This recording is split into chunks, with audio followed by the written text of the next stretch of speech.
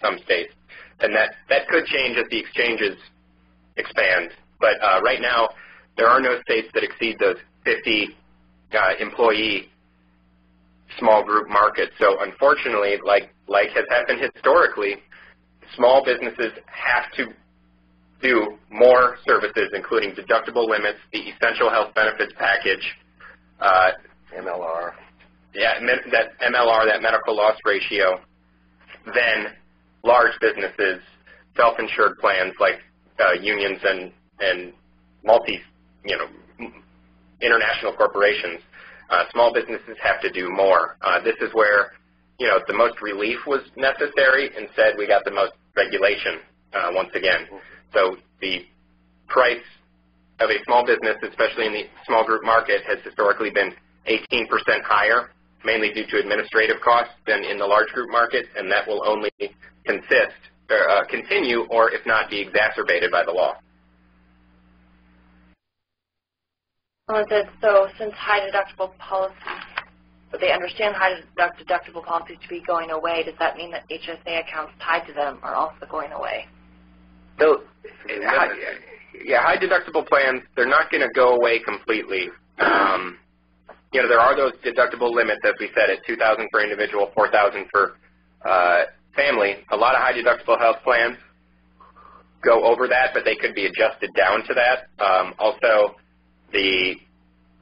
some high deductible plans don't meet that 60% actuarial value, but the employer contribution will now be put towards that to meet that actuarial value. So many will still exist in the small group market.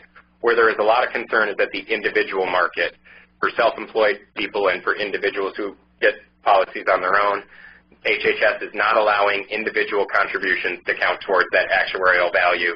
So there is a threat that those high deductible health plans in the individual market will have a tough time continuing to exist. I imagine that you could still use those HSAs for medical expenses, even at the point they are. If you do take money out of an HSA, unfortunately, the penalty for non-medical expenses was increased from 10% to 20% in the law. So there's a tax increase there. But they're, at least in the small group market and for small businesses, they will be able to likely continue to increase. They may be a little bit more nuanced or limited, possibly a little bit more expensive, but they will be able to continue to increase. It's the individual market where the threat it really is to them. Great. I wanted to know, do you know what type of required reporting will be in effect for 2012 W-2s as a result of the law?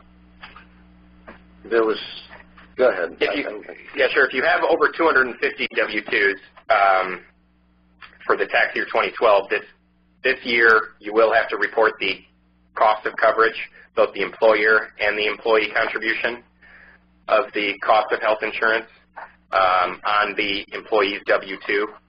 Now, this won't be taxed, but it is meant for eventually in 2018 when that Cadillac tax kicks in, it'll be able to quantify how much the cost of insurance is.